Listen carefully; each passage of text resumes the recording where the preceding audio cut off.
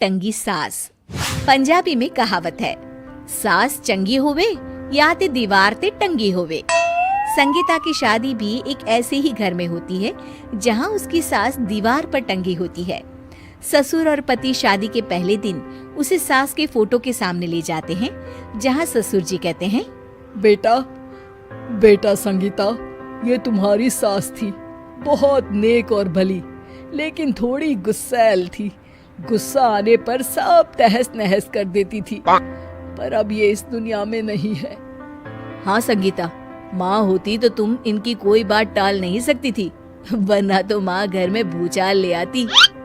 संगीता मन में खुश होती है कि अच्छा है कि ऐसी औरत अब इस घर में नहीं है, लेकिन दिखावे के लिए वो जैसे ही सास की फोटो के सामने हाथ जोड़कर खड़ी होती है, ये क्या? सास उसे देखकर मुस्कुराने लगी। संगीता आंखों को मलकर एक बार फिर से देखती है, लेकिन फिर सास के चेहरे का भाव, भंगिमा यानी एक्सप्रेशन बिल्कुल बदले होते हैं। वो अपने पति और ससुर को कहती है, माँ की तस्वीर तो स्माइल कर रही है। ना ना बेटी, ये कैसे संभव है? जरूर तुम्हें कोई गलती हुई होगी, ऐसा कैसे हो सकता है? लगता है तुम शादी की सारी फॉर्मेलिटी करते करते थक गई हो, तुम्हें आराम की जरूरत है संगीता। खैर, सारे संगीता की बात को इग्नोर कर कमरे में चले जाते हैं। वैसे सास की फोटो पर एक्सप्रेशन एक के बाद एक बदलते ही रहते हैं। सुबह होती है, पति और ससुर को काम पर भेजकर संगीता कमरे की सफाई करने में लग जाती है कि तभी उसे आवाज आती है, टेबल ठीक से साफ करो। ऐसे भी कोई टेबल साफ करता है? इससे अच्छा तो ये गंदा ही था। किसी औरत की आवाज सुन संगीता दंग रह जाती है और सोचने लगती है कि आवाज कहाँ से आई। आवाज को नजरअंदाज कर वो फिर से अपना काम करना शुरू करती है, लेकिन इस बार तो आवाज बिल्कुल उसके कान के पास से आती है। मेरा घर है ये। जब तक मैं थी चमका कर रखती थी, हर एक चीज शीशे की तरह थी। तुम्हें तो ना सफाई आती है ना कुछ पता है। क्यों तुम्हें मेरे घर की जिम्मेदारी दे दी गई है? पता नहीं तुम में मेरे बेटे को क्या दिखाई दिया। मैं होती तो एक से बढ़कर एक लड़कियों की लाइन लगा देती।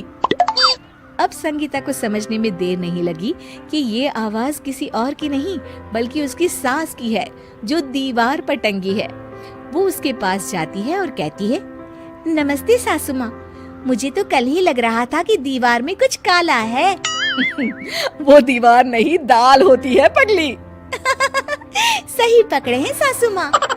तो क्या हो गया आपको जो आप यहाँ भी चैन से नहीं बैठी हैं? सुना मैंने आपका व्यवहार काफी गुस्से वाला था। चुप रह तू, ज्यादा बकर बकर ना कर। घर का काम करना तो आता नहीं, आई है मुझसे बहस करने। हाँ देखिए सासू माँ, मैं आपसे साफ साफ कह देती हूँ, मुझसे पंगा लेने की कोशिश मत करिएगा।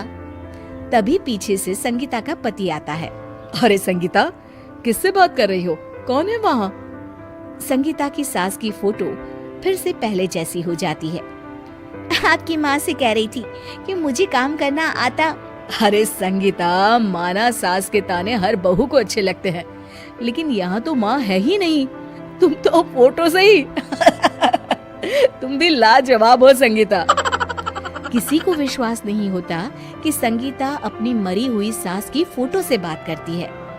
वहीं आए दिन संगीता की सास संगीता को किसी न किसी बात पर आते जाते ताने देती। संगीता को भी अब सास के तानों और उनसे बात करने की आदत हो गई। वो कभी खानदान की कहानी तो कभी तीज त्योहार कैसे मनाए या किसी व्यंजन की रेसिपी सास से ही पूछती।